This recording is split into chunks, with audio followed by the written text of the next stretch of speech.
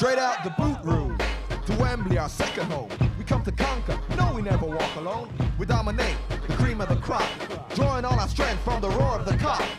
It's all for one and one for all. Pass a move, we're talking total football. Here we go again, Roy's red machine. Liverpool, the greatest team the world has ever seen. Pass a move, it's the Liverpool crew. Pass a move, it's the Liverpool crew. Pass a move, pass a move, pass a move, pass a move, pass a move, it's the Liverpool crew. Hello and welcome back to the Liverpool Groove. This feels weird, not gonna lie. Hello everybody. Not used to this whatsoever, but yeah, thought change it up a bit, didn't we? Yeah, we're together. We are. At last. So we are two separate people, just in case anybody wasn't aware. I hope you knew the difference. I'll be honest with you. But yeah, so we thought we'd mix it up a bit, film in person for once, and yeah. So let's get right into it because we've got a good bit to go over today. So weekend Burnley was another one of them games, wasn't it, where we had 45 minutes of good football and that's it. Yeah, scary.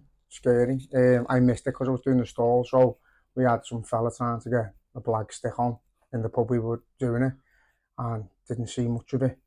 Of course, all the highlights thought Burnley were the better team in the first half, and for spells the second half, rode our luck again, and it took a bit of magic from a young kid again to get us over the line. Yeah, I mean, I put something on Twitter saying, like, you know, having one half of football, every game is getting annoying now when people are like, go and support someone else. Like, what are you on? What did you even say anything bad, you either? But yeah, it was, the first half was frustrating, very frustrating. They deservedly had the draw. Like you said, they could have even been in the lead. Yeah, but just with the architects of our own problems at the minute, aren't we? Like, everything a lot of teams are creating seems to be through our own errors, and you know, we've seen it at Arsenal, you know, Van Dijk didn't paint himself in glory, Alisson didn't paint himself in glory, and then Paul Kelleher had a great game. You know, wouldn't have known, I can't imagine too early on that he was going to be starting the game with Alisson being, I think he had the flu, didn't he? Yeah, most of the rest of them. Yeah, but no, we thought he had a good game. He kept us in it at points. Yeah, again, there's all this scepticism on him that he's not a good keeper, but I haven't seen him do much wrong. He's had a little spell here and there where he's made mistakes, he's dropped the ball or whatever, or misplaced a pass, but he's never caused us any harm. I just don't get all the negativity about him. I think he's an half decent keeper, as Klopp said himself, probably the best number 2 in the world. He comes in and he makes a difference. He does the saves, he gets behind the ball, he plays football, and you know, I don't worry too much when Alisson's not there. I think he's a good shot stopper. I think he does the role well, and it's just not Alisson, because there's no one else like Alisson. But yeah, he kept us in it at times. We could have been probably 2 or 3 down without him. So yeah. No, I think there's been times this season, particularly like Europa League games, where I think he's not played as well as we've seen him play, and I think that's what's caused a lot of people to question him. I think he's like you say, he's never let us down when he has played, and then as soon as he does something that's a little bit out of character for him, everyone jumps on him. You know, I've even said myself, if a deal can be done for the right player in the summer, it may be worth looking into bringing somebody in instead of him, because I think he'll want to go and be first choice somewhere more than anything. If we can keep him as a number 2 for as long as we possibly can, then we need to do it. But look at Alisson, lad. Alisson on his own probably cost us in between 5 and 10 goals with his own mistakes. Yeah. But because he's Alisson Becker, he walks away with it because he's brilliant and because we know how valuable he is to us. But you know, we could make mistake after mistake and no one turns the back on him because it's Alisson. Kelleher made 1 or 2 and everyone turned Turk straight away. So, you know, I think we've got to just appreciate him for what he is. He's a number 2. He's not getting a lot of game times. When he comes in, he's rusty. And Alisson Becker's the best in the world. So, you know, he's going to take some knocking off. But yeah, no. I can't imagine going out and looking for a goalkeeper when you've got Kelleher there. If he's happy to be number 2 and play the League Cup and a few FA Cup, Europa League, then so be it. He needs to be kept at all costs for me because he's brilliant.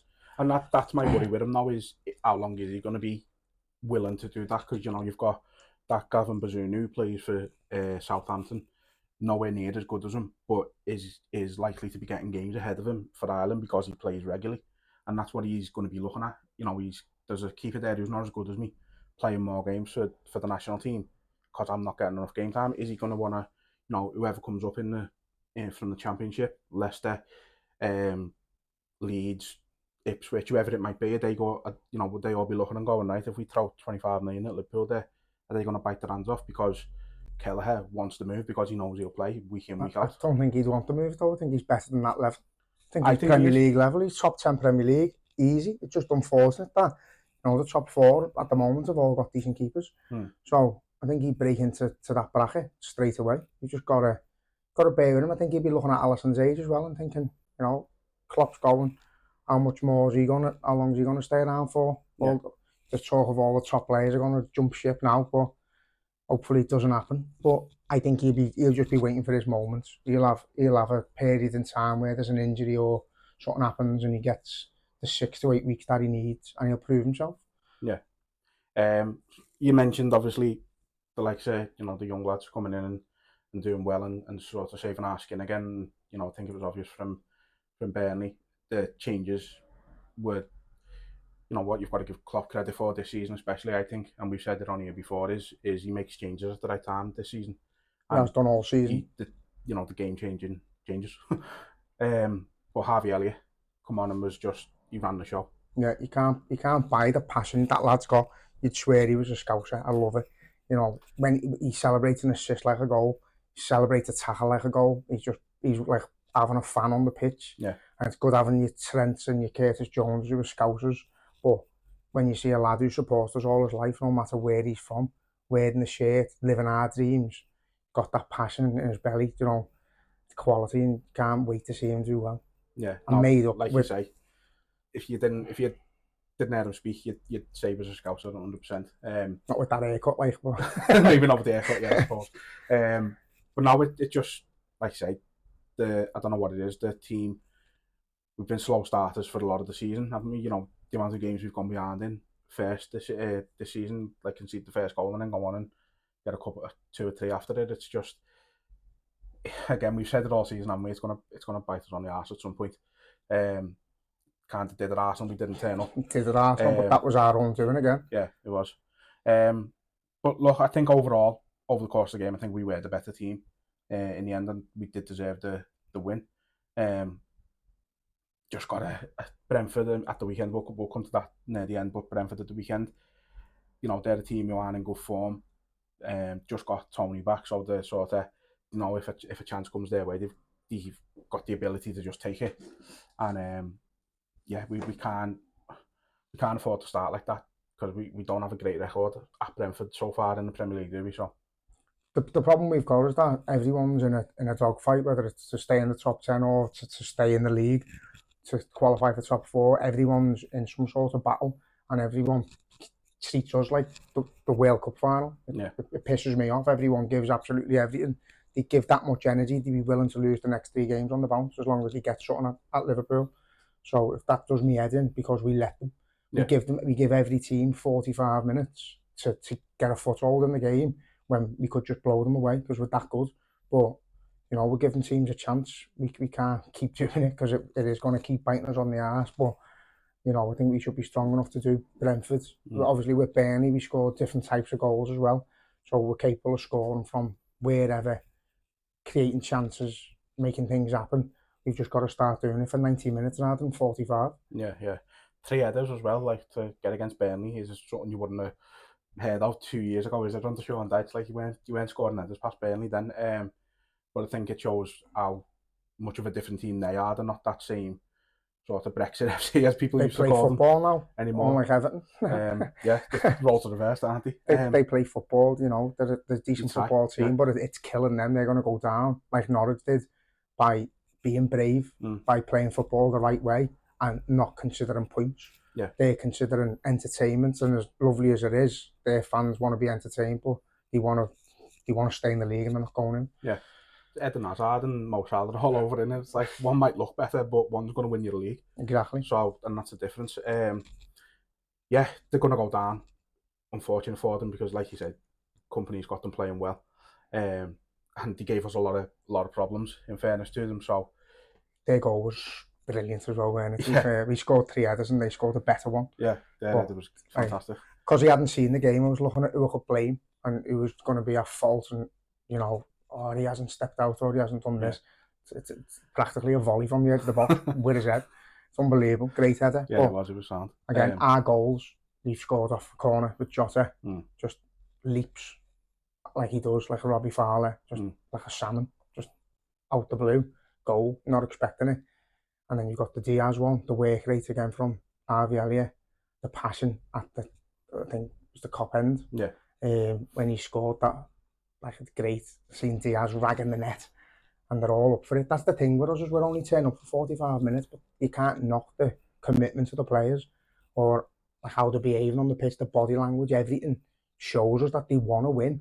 They just look like a wind up thing. They've got to take them 45 minutes before they get going. Yeah, because it's not like they play well the first half and then they drop off. They take 45 minutes and then a bollocking off Klopp before anything happens. Yeah, it's weird. But I don't know what it is. I don't know if it's the players, and you know we're having to rotate a lot at the minute with obviously various injuries and players coming back and players being out for different reasons. Obviously we didn't have Endo for a while. Thought he didn't really miss a beat coming back. He's been playing, hasn't he? So he's still like got that momentum. That's the thing with Liverpool, is we don't tend to do well when we've had a week off. No. Everyone goes on about time, and we need time off and we need breaks, we need to train. We're better just playing 2-3 games a week. Just throw us in the deep end and let us play footy. That's where we're better. Yeah, we thrive off the momentum.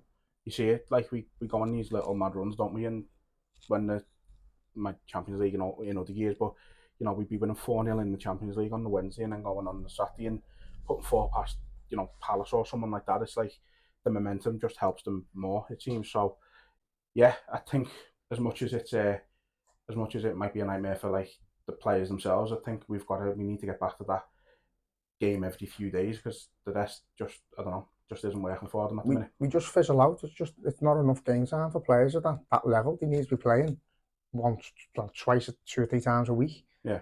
And you can see them missing it. Like, you can't wait till the Europa League's back and they're playing like Thursday, Sundays again, because they do thrive off it. They need to be doing it.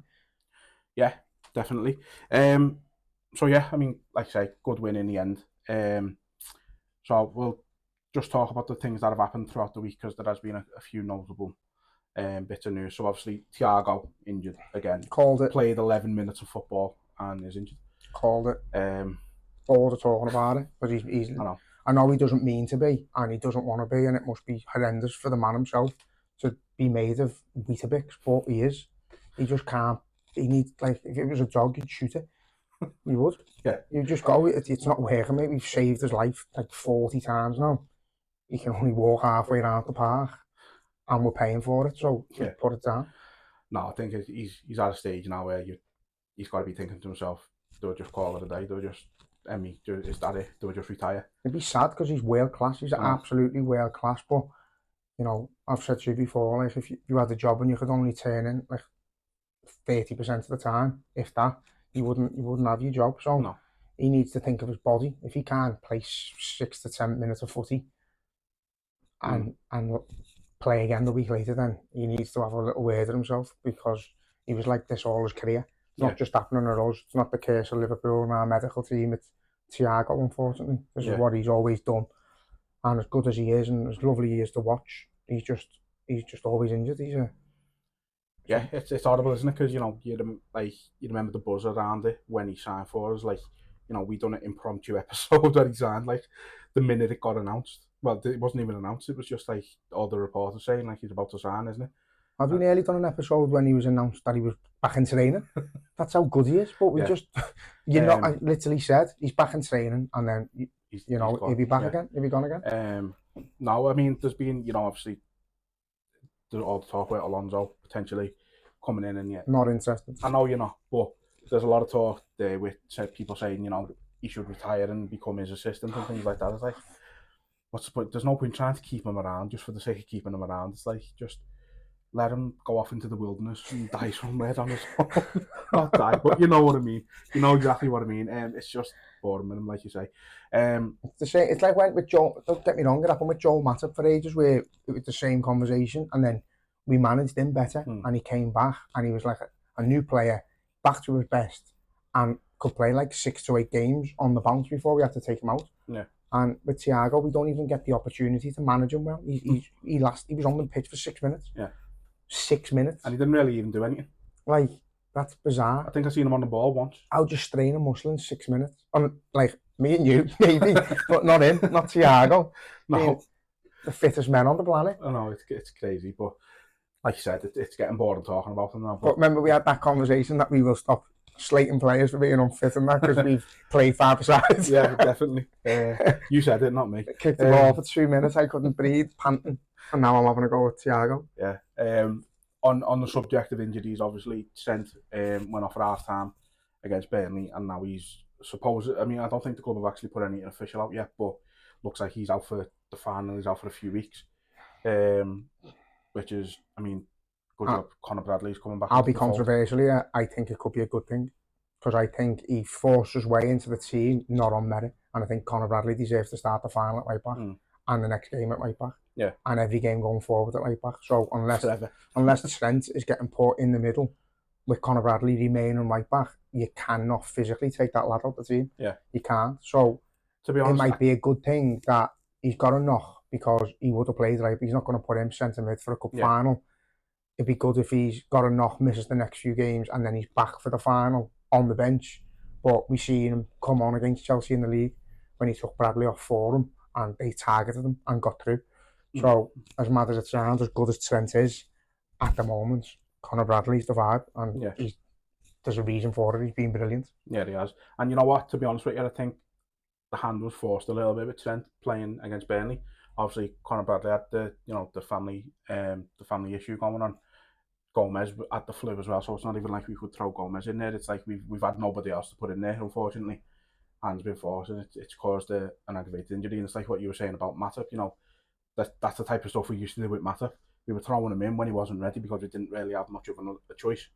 And then he was out for 3 weeks after it.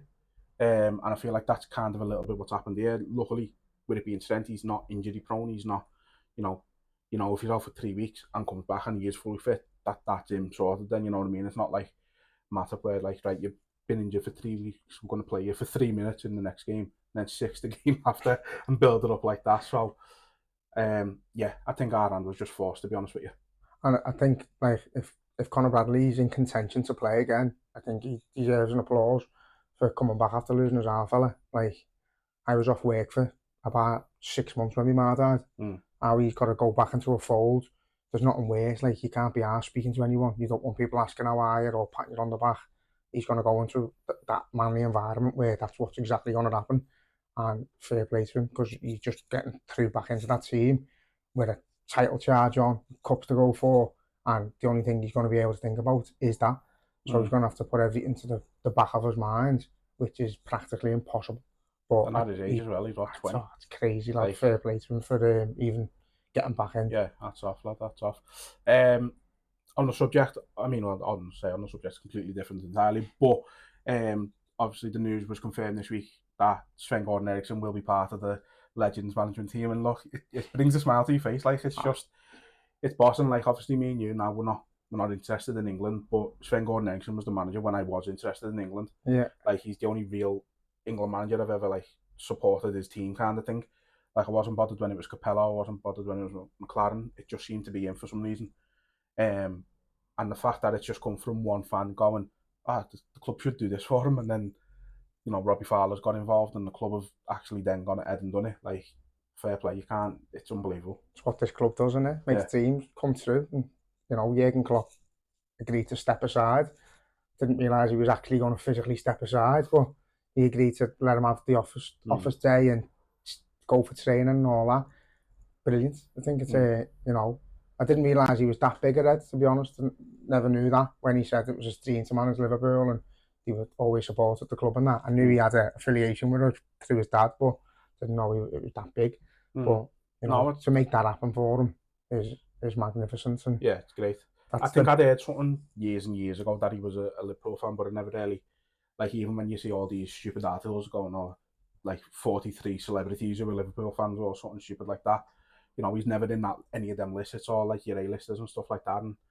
And so yeah, for him to just come out and say that, like, and it was an off-the-cuff comment. He wasn't obviously trying to get anything out of it. He was just like, He have just you got any answered the regrets? question, And yeah. that was his regret. And I say fair play to the club for jumping on it. And I can't see anybody, who's involved. Obviously, they wouldn't have had any objection to it. It's just, that's what the LFC Foundation is for this kind of thing, doesn't matter the age of the person, I think people look at it and think it's the maybe help with like kids and like teenagers and just that kind of age and stuff like that, but this just goes to show it doesn't matter if you're a red, and if they can help, they'll do it. And as I say, fair play to them. It's just, like I say, it brings a smile to your face regardless of whether you've been a fan of his career or a fan of, like, as I say, like a fan of England when he was the manager or anything like that. You just sort of you just smile. It's just nice, even if he wasn't a football manager, if it was a fan who wanted a day out at the club or to see how we train and all that, and we make stuff like that happen. Yeah. You see them Nivea days and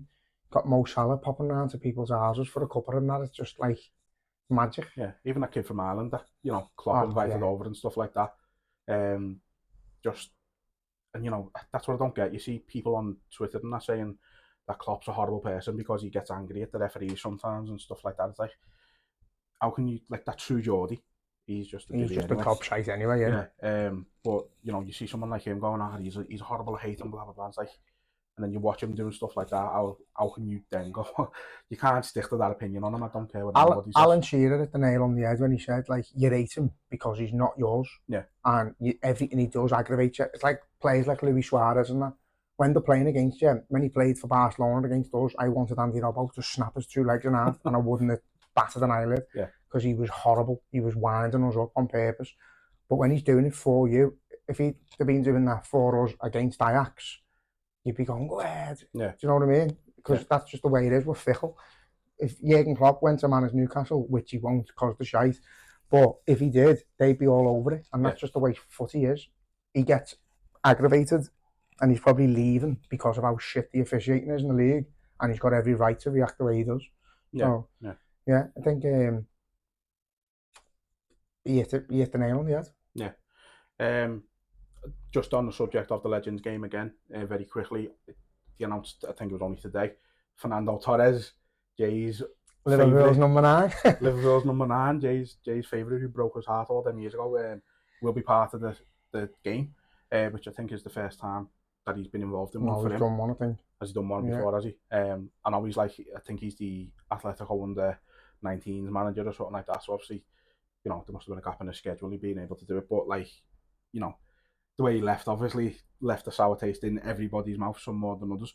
But it's always nice to see him. The whole scenario, like, he's getting off, and then you've got Andy Carroll arriving in a helicopter. Like, why? Yeah. It was weird, wasn't it? You couldn't get excited about it. Even Suarez at the time, he's coming in, you're just thinking, it's not Torres, I'm not interested, because Torres had that connection with us that you get no matter, like, Nunes is getting it now, where no matter how good or bad you are, you've got that connection with the crowd where we can see that you feed off us, so we give it to you. You feed off us, you play better for us when we're doing it. You can see how much it means to you, so we give it to you. Yeah. And, like, he played for the shirt, he never sulked, he cracked on. Just happened to be magnificent as well, but yeah, he did break me heart. I haven't enjoyed a footy player as much as him since. Yeah. Everyone goes on about Suarez-Torres debate. Torres it is for me, because of him. Yeah. The way I felt about him, like, I've nearly got an El Nino tattoo. No, I think at the time where we were, obviously, we'd just come off sort of the Champions League and then the FA Cup, but we weren't really, league-wise, we weren't really pushing on as well as we hoped. And then you seen someone like Fernando Torres come in, and bearing in mind back then, it wasn't like you'd see it announced on Twitter and all that. It was the next day in the paper you'd see it, and that he'd signed and that. But it was a massive signal of intent from us at the time, wasn't it? Like, you just think, how is he joining us? Why is he joining us? It didn't feel like we were good enough to have someone like him in our team at the time. That's why you've got to appreciate Gerrard, because the players that have come to us and we've made shine through that man on his own, and then they go elsewhere and they're not the same. Yeah. You know what I mean? Obviously, he didn't have Gerrard at Atletico and he was scoring, but that connection they had was like, I don't think you'll never see nothing like that again. It was ridiculous, wasn't it? It was unbelievable. But yeah, so he's going to be part of the Legends game. He's coming back. He'll have the number 9 on again, most likely, and he's looking like a big John Ed these days. So he looks completely different, but he's going to be playing more like Benteke, I think, these days than Torres, isn't he? I don't think he'll have the speed, like, but... No, I mean, to be fair, it's only a Legends game, so it would be all right. The only one you'll have to worry about is Ryan Babel, who's going to be playing for both teams. Is he? They do it with some of them, don't they? I think Gerrard done it. When we played Rangers, he played for us and Rangers. Because, you know, he's a legendary Rangers player, of course. Idiot. Yeah, they do it sometimes, but... Ryan Babel. Ryan Babel, yeah. Oh my God. Liverpool legend. I always remember him coming on against Arsenal in the Champions League. Yeah. Tore it up. After Walcott had just absolutely rinsed our defence, he went and done the same to Arsenal. Yeah, mad game. So, look, before we finish it off, then let's look ahead to the Brentford game. Like we mentioned before, it's going to be a difficult game. They're not in good form. I think you looked at it before. I think they've won, 2 out of the last 6 or something like that. Won 3 out of 6, I think, and drawn 1 or 2. But obviously, you know, they're going to be confident. They've got Ivan Toney back. Doesn't look like he missed a beat after his ban, which raises a couple of questions. I'm not going to lie, I thought he was banned from all football activity, but we'll let that slide. He's clinical. We've got to keep an eye on him. You know what I mean? He's give him one chance. He's likely going to score. If he was a better man, I think he'd put himself first goal. Yeah. Just depends how we defend, lad. And like teams like them, when you've got a player like Ivan Toney, if they turn up and they bully us and we let them, then like Arsenal bullied us, and they haven't even got anyone like that.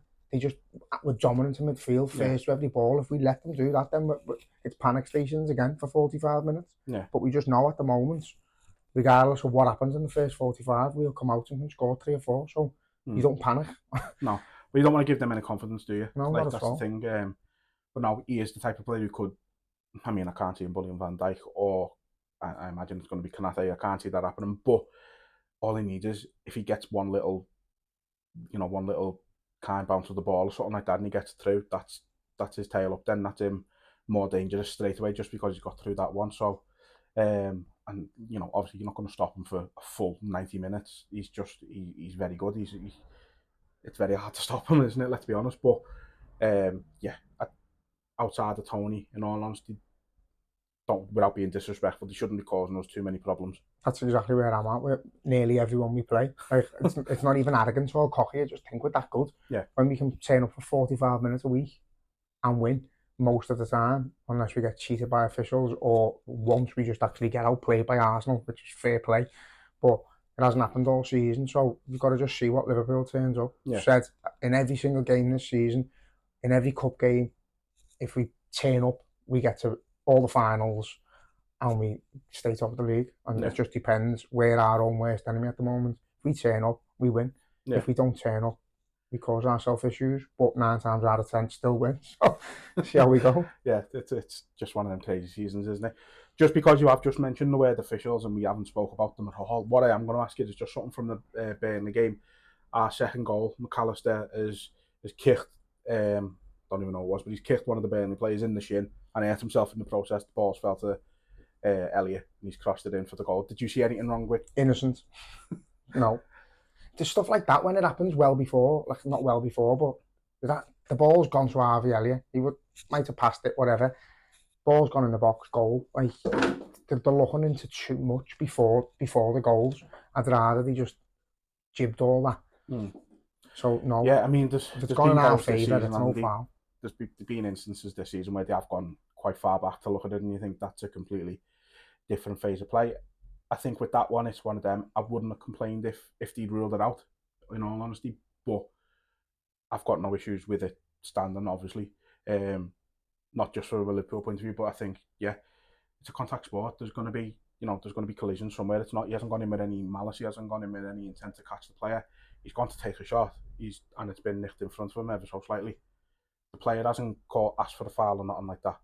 And you know, you've carried on and conceded, and then you've got Megamind on the touchline. He's saying it's a foul.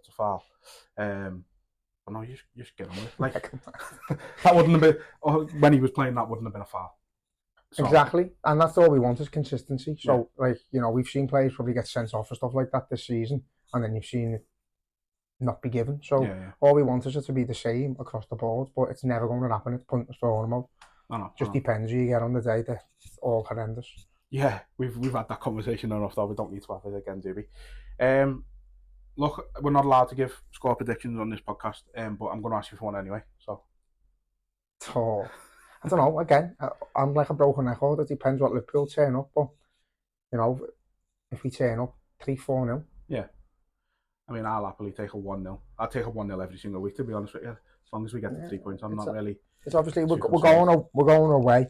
They're not known for being the best crowd in the world. Mm. Our away fans are boss. So hopefully, Another half-12 we kick-off, obviously. need to give them something to sing and dance about, though, in the away section, because at Arsenal, it was horrendous. But, you know, we didn't play. We didn't turn up. No. And I think the whole feel around the ground and everyone watching on the telly and that, we knew we weren't going to win that game. Yeah. But hopefully we need to go out and start fast and strangle them. Yeah. Like, strangle them, press them, hit them, get in hard. Do what we've done against Chelsea. And just like, I hate talking about Man City, but that's what they do. They bully teams and they make them like give in. Intimidate everybody. They just make them give up. And that's we're capable of doing it. We need to do it.